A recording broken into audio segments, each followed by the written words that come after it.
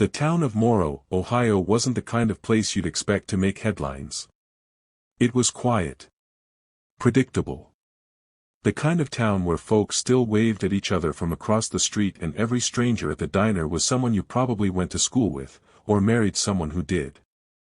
There was one grocery store, 2 gas stations, and a town square that hadn't changed in 30 years.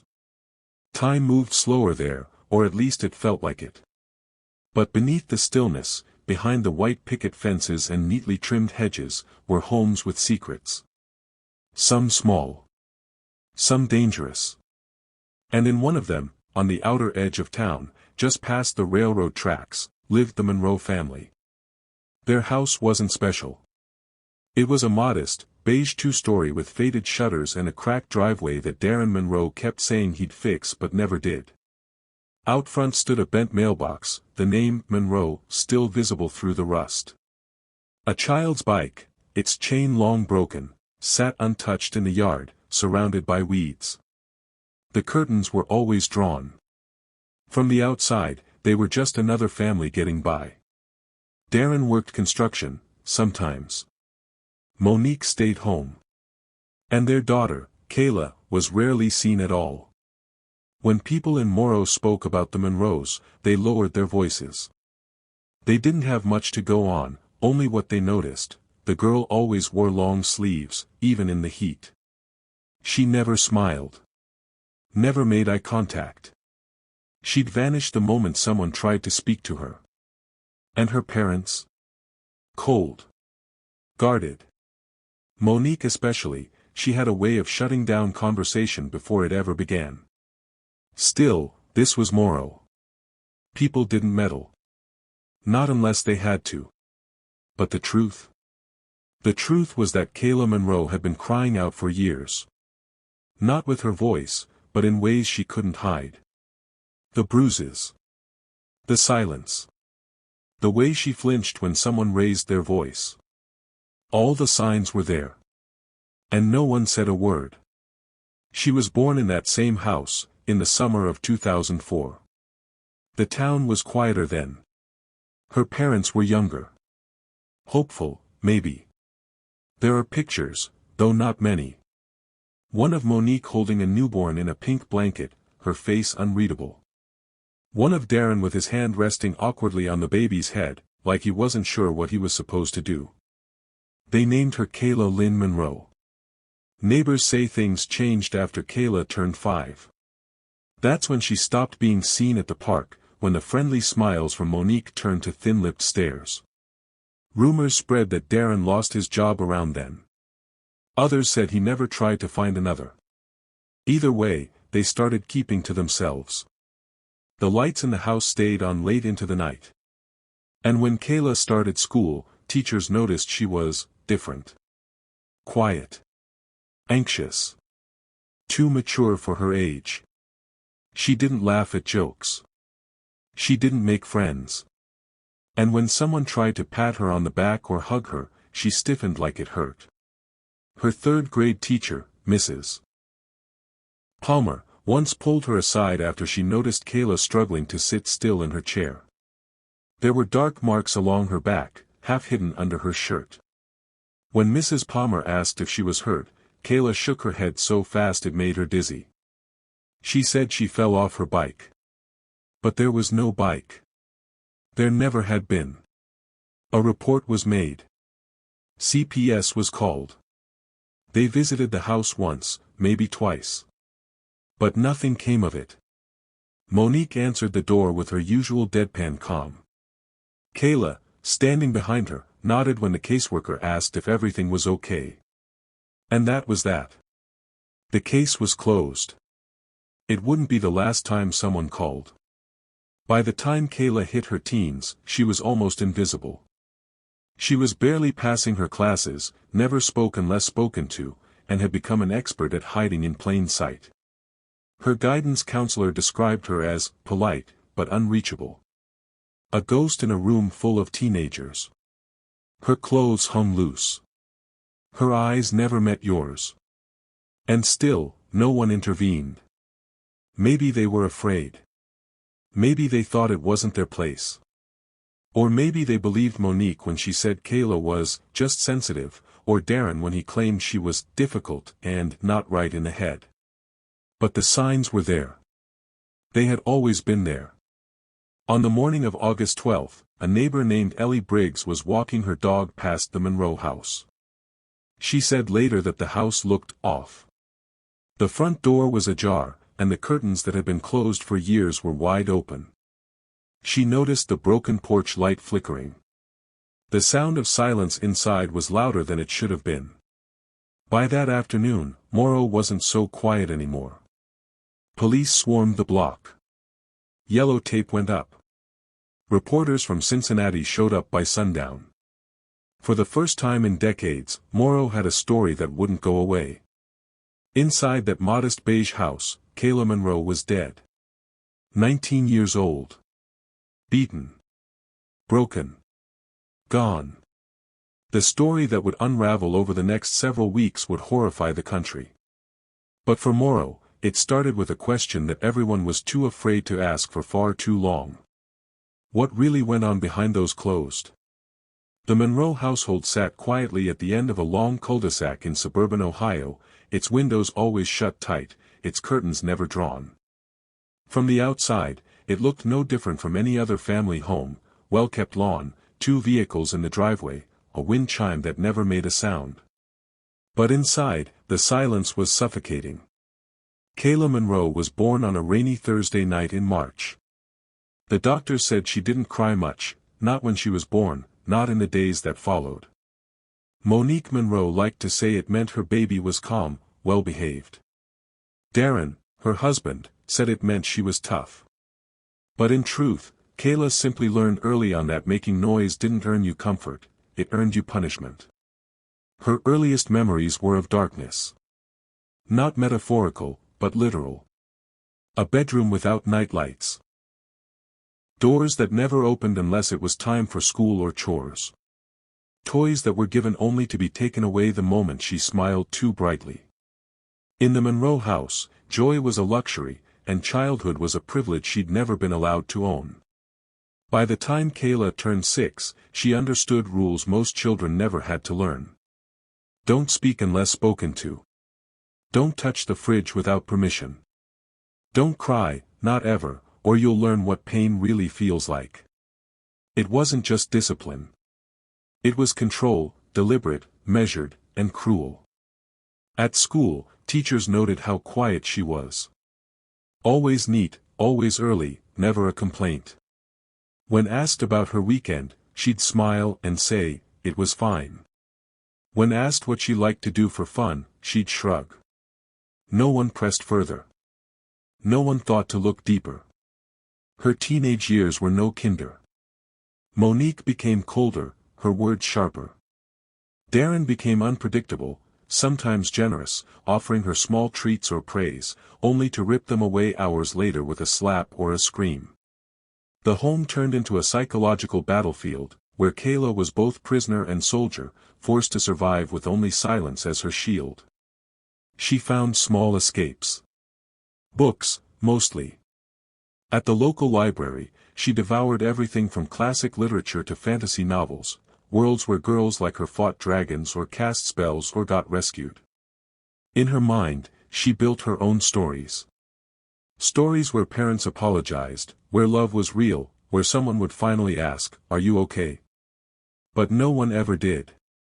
By 17, Kayla had stopped trying to belong. Her clothes were plain, her hair always tied back, her voice barely louder than a whisper. She was just another face in the crowd. That's how her parents liked it. Unnoticed. Obedient. Controlled. But inside, something had started to shift. A slow-burning fire. A quiet hunger for freedom. And soon, it would grow too loud to silence. It started with a notebook. A cheap, spiral-bound journal Kayla picked up at a gas station while riding along with her father one afternoon. Darren had stayed in the truck, yelling into his phone about a late payment, his voice booming with frustration. She slipped inside quickly, keeping her head down, pretending to look for gum.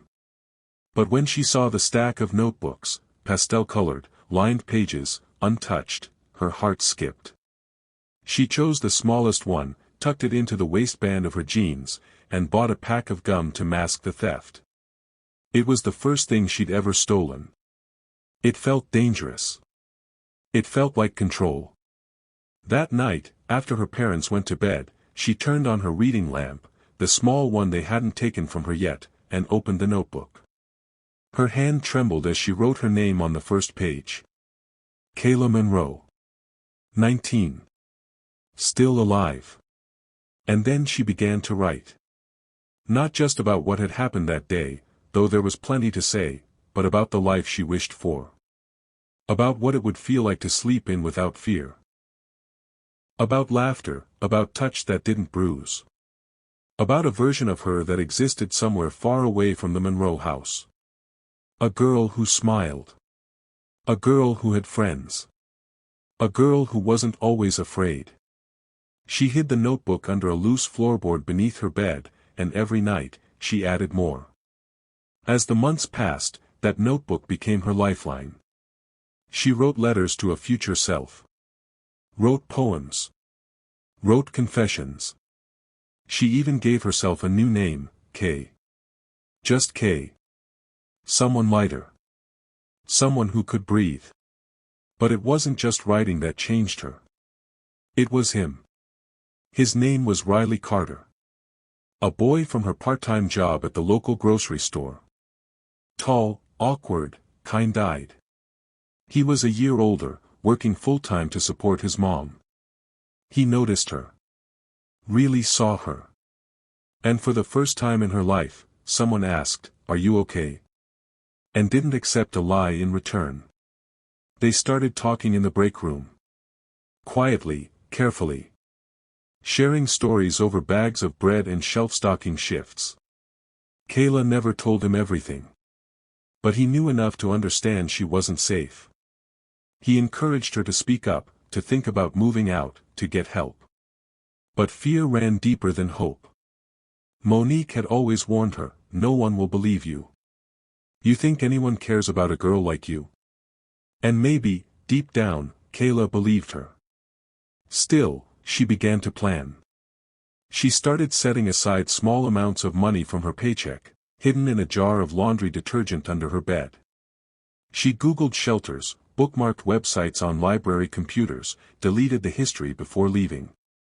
She wrote goodbye letters in her notebook, pages she never intended to share, just in case something went wrong. Every step she took felt like stepping off a cliff. But freedom was calling. And then, everything changed. One morning, Monique found the notebook. She never said how. Maybe the floorboard creaked one too many times. Maybe Darren noticed her staring too long out the window. Maybe mothers like Monique could just sense defiance. Either way, when Kayla got home from school that day, her mother was waiting. The notebook open in her lap. Pages fluttering like broken wings. Her voice was low. Cold. "So you think you're a writer now? Think you're gonna leave us?" Kayla didn't answer. Her mouth was dry, her pulse thudding in her ears. Darren came in moments later, called down by Monique. And what happened next was something she would never write about, because after that day, there would be no more notebooks. Only pain. Only silence. And a punishment so cruel, it would be her last. It was a Sunday. Cloudy. Cold. The kind of day where even the wind sounded tired. Kayla had been up since 6, scrubbing the kitchen floors while her parents slept in. They hadn't let her eat dinner the night before, said disrespectful girls didn't deserve a plate, and her stomach growled with quiet desperation. She moved silently, careful not to wake them. Careful not to give them a reason. But the moment Darren's footsteps hit the stairs, she knew it was already too late. Something was wrong. He stomped into the kitchen, holding something in his hand. A small plastic bag. Crumpled. Familiar. Her heart sank. The money. The cash she had been hiding for months, her escape fund. It had been found. Monique followed behind him, her arms crossed tight over her chest, mouth twisted in a bitter sneer. She didn't need to say anything. Her eyes said it all, betrayal, fury, and something darker, something almost satisfied. "You thought you were leaving?" Darren's voice was thick, dangerous. "After all we've done for you?" Kayla didn't answer. She didn't run, didn't scream, didn't beg.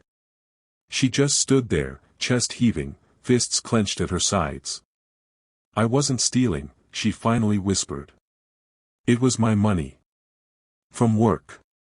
That we let you have," Monique snapped. "Under our roof. Eating our food. I just wanted to be free," Kayla said, her voice cracking. And that was it. That word, free. To Monique, it was an insult. To Darren, a challenge. Everything that followed happened fast. Screaming. Shoving. The sound of something shattering, a bowl, maybe. Kayla trying to run. Darren grabbing her arm, dragging her back. Monique hitting her with an open palm, then a closed fist. They said she was ungrateful. Said she was nothing. Said no one would ever want her. And when she tried to fight back, to scream back, Darren lost it. He shoved her hard, so hard that she hit the corner of the countertop.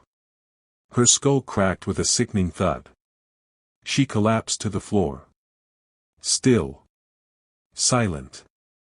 And for the first time in that house, everything went quiet. Darren froze, panting. Monique stared at the blood pooling beneath their daughter's head, her face blank, like she was trying to decide if this was real. They didn't move for almost a minute. Then Monique rushed to Kayla's side, shaking her, slapping her cheeks. "Get up," she whispered. "Kayla. Baby. Get up." But she didn't. She never would again. Darren backed away slowly, hands in his hair. "It was an accident," he said. "She tripped. She hit her head." Monique nodded, like if she agreed fast enough, it would make it true. They argued about what to do, call the police or not. Run or stay. Darren paced the kitchen in circles, muttering about prison. About headlines. About shame. But in the end, they called. When the 911 operator answered, Monique's voice was shaking, but rehearsed. "Our daughter, we think she fell. Hit her head. She's not breathing." When emergency services arrived, Kayla's body was already cold. The paramedics tried, but there was nothing to be done. And the moment the officers stepped inside the house, something felt off. Too clean. Too practiced. Too much fear behind their eyes. It didn't take long for the questions to begin. For the truth to unravel. And for the justice Kayla never lived to see, to begin forming in the air. The first officer on the scene was Sergeant Elena Price, a seasoned responder with 15 years on the force, and a sharp instinct for when something wasn't right. She'd seen plenty of accidents. Plenty of grieving parents. But nothing about the Monroe house that morning felt like grief. The air was stiff with tension, not sorrow. The kind of tension that wraps around your throat and whispers someone's lying. Monique sat at the kitchen table, eyes dry, arms crossed. Darren stood behind her, pacing again, talking too much.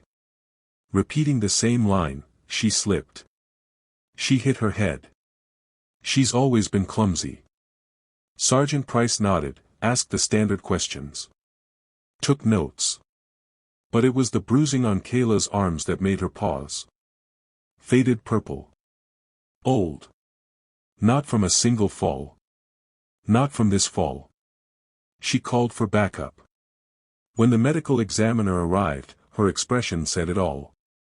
The wound on Kayla's skull was lethal, but the rest of her body told a much longer story. Healing ribs. Scar tissue. Deep contusions across her lower back. A fractured wrist that had been left untreated. This wasn't an accident. This was a pattern. A report was filed within hours. And by sundown, both Monique and Darren Monroe were taken into custody, for suspicion of child abuse and negligent homicide. But even then, they kept up the lie. She was troubled, Monique insisted during questioning. She had these episodes, she'd throw herself around. We tried to help her. Darren added, we gave her everything. She just didn't want to follow the rules. But the detectives weren't interested in excuses, they wanted answers.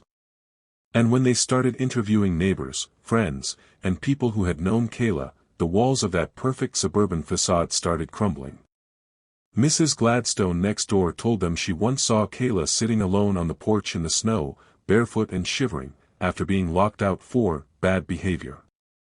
A former teacher admitted Kayla came to class with black eyes, always explained away with clumsy excuses. And the most damning of all, Kayla's old friend, a girl named Tiana, who told the detectives that Kayla once whispered she was saving money to run. That she didn't think she'd make it past her 20th birthday. Those words landed like a hammer. The detectives pushed harder. Dug deeper. And when forensics confirmed the bruising on Kayla's body was consistent with repeated blunt force trauma, and that the injury to her head was too severe to be explained by a simple fall, they had their case. The Monroes were charged with second-degree murder, aggravated assault, and child endangerment. Their mugshots flashed across every local news screen. And for the first time, in a town that had turned a blind eye for too long, people started asking, how did this happen? The answer, of course, was painfully simple. No one listened. Until it was too late. The Monroe trial began 6 months after Kayla's death. By then, her story had traveled far beyond the small Ohio town where it began. Headlines painted the picture in bold, cruel letters, parents accused of killing their daughter after years of abuse. But inside that courtroom, it wasn't about headlines. It was about truth. The prosecution wasted no time. They built their case with devastating precision, autopsy reports, expert testimony, photographs of injuries that spanned years. Each image, each word, was a strike against the carefully polished image Monique and Darren had built over 2 decades. The prosecutor, Assistant District Attorney Helen Ward, stood with quiet fury. Kayla Monroe lived in a prison, she said in her opening statement. A prison built not of bars, but of fear. Fear of the very people meant to protect her. And when she finally couldn't take it anymore, when she fought back, they silenced her. Permanently. Monique and Darren sat expressionless, side by side at the defense table. A united front. As if that image could somehow erase what they'd done. Their defense attorney tried to cast doubt. They argued Kayla had mental health struggles. That she was aggressive. That her injuries came from her own actions. That her parents were overwhelmed, not abusive. But it didn't stick. Not after the jury heard from Kayla's childhood teachers. From neighbors. From the pediatrician who admitted Kayla hadn't been seen for years. And not after Tiana, brave, trembling, took the stand and spoke through tears. Told the court how Kayla would cry when she was alone. How she hid bruises under long sleeves even in summer. How she once said, if I ever go missing, tell them to look at my parents. That silence in the courtroom was the sound of guilt become. Both Monique and Darren Monroe were convicted of second-degree murder, aggravated child abuse, and neglect. At sentencing, the judge spoke with measured wrath. You failed your daughter at every turn. You isolated her, harmed her, and when she could no longer take your cruelty, you ended her life. You showed no remorse, and you do not deserve mercy. Each was sentenced to 40 years to life. They were escorted out of the courtroom in silence. No tears. No last looks. But behind them, in the gallery, people cried. For Kayla. For the girl who had no voice until it was far too late. For the justice that came, but never soon enough. After the verdict was read, the courtroom emptied slowly. Some walked out with relief, others with grief. But the story of Kayla Monroe didn't end with the slam of a gavel or the clang of a prison door. In the weeks following the trial, her name took on new life. Candlelight vigils sprang up across Ohio. Photos of Kayla as a bright-eyed little girl, missing front teeth, a shy smile, filled community centers, schools, and church bulletins. Tiana, her former teacher, became a voice for those still living in silence. She stood in front of crowds, holding Kayla's picture. "We failed her," she said. "So now, we fight in her name." A small scholarship was started in Kayla's name, awarded each year to a student who overcame hardship. The first recipient, a young woman named Desiree, stood at the podium and whispered, "Thank you, Kayla. I won't waste what you couldn't finish." And while Monique and Darren lived out their sentences in separate prisons, the echo of their daughter's voice grew louder. Not in anger, but in resolve. Kayla Monroe may have died at 19, but in death, she became something more, an awakening. A reminder that silence is not protection. That love without safety is not love at all. Kayla's room remains untouched. Investigators found the pages of her secret notebook beneath the floorboard, a place she must have hidden it out of fear. On those pages were poems. Little scribbles of pain and hope, heartbreak and resilience. One poem read, "If I disappear, will they know my name? Will someone light a candle, or will it rain? I want to live, even if I fade. Please don't forget the girl they never saved." The words stopped people in their tracks. Even the hardest detectives, the coldest prosecutors, admitted to tearing up at her quiet cry for help. And that's the heartbreak of Kayla's story. It didn't have to end this way. She had dreams. She wanted to become a nurse. To help people like her. To leave Ohio. To feel the sun on her face without flinching. But instead, she died in the same home she was born in. At the hands of the two people who were supposed to protect her. Her death wasn't just a murder. It was a failure. A collective one. And now it's up to us, not just to remember Kayla, but to fight for the ones like her who are still trapped. Still silenced. Still waiting for someone to see them. If you're watching this and you believe stories like Kayla's need to be told, subscribe.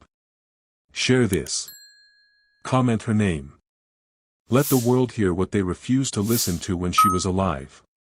Because the more we say her name, the less likely the next Kayla will go unnoticed.